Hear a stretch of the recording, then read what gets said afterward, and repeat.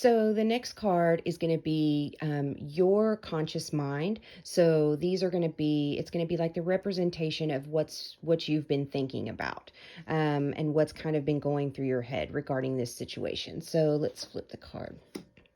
And it is strength. And let me hold it up so you can see it. So here's the strength card.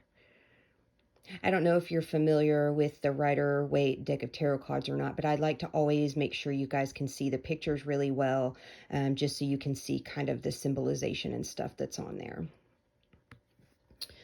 So with the strength card, we see a woman standing beside a lion, and she's holding his jaws open. Now she's hiding her position from him, and this is so she can stay in control of the situation. And that is actually represented by the infinity symbol that is above her head.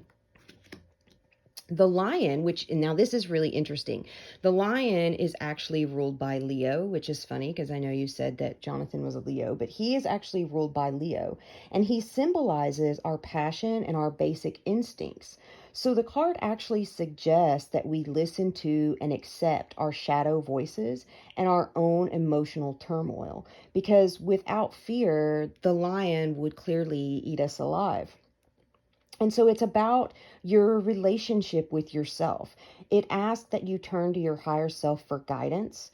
And the card actually is a representation of our strength of character when we're dealing with pressure or stressful situations.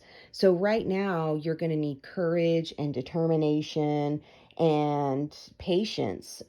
Those are all going to be things that you're going to have to deal with while you're working through this situation, and until you get it under control. So it shows a need for balance in relationships.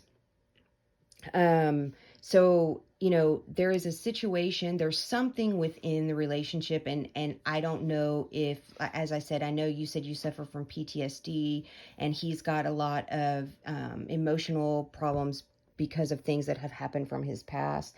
The only thing I want to warn you with here is that in a relationship sense, what the strength card can mean is that there's actually a little bit of danger here from the fact that physical attraction may actually be masking emotional and other commitment issues that need to be addressed, which of course you mentioned in your email that emotional issues, kind of aren't addressed. So that is a warning with this card. But even though the relationship has been tested, there is still hope.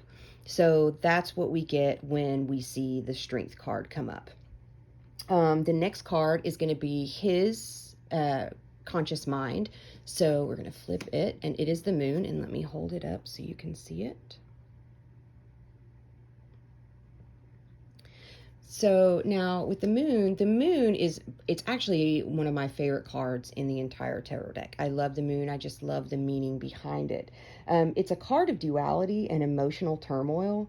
So on the card, we actually see two dogs, one of which is domesticated and the other one is wild. And this actually represents the dual aspects of an internal conflict. Now, the crawfish on the card represents the fearful self. So there may be some wondering if taking a risk and walking this path, there's a little path there, there's the crawfish. It's a wonder if taking the risk and actually walking the path is going to actually reap any rewards at the end. So there's wondering if what they're seeing is an illusion or if it's an actual reality. So the card is about the life of imagination versus the life of the spirit. It's kind of like the dark night of the soul in a lonely time when the moonlight is kind of like the only light that we have to guide us. It's a period of great emotional vulnerability, and it reveals misgivings about a situation when you aren't sure if what you're seeing is the truth. So it also tells us that there's great emotional, very deep emotional struggle going on. And this is a private struggle that he may be having. This isn't something that he is sharing with anyone. This is going to be something that he would keep to himself. But there is a great emotional struggle taking place right now. Excuse me. But what needs to happen is he'll need to really dive deep within himself to examine those emotions and find the cause of this unrest, because confusion and disappointment are often present with this card.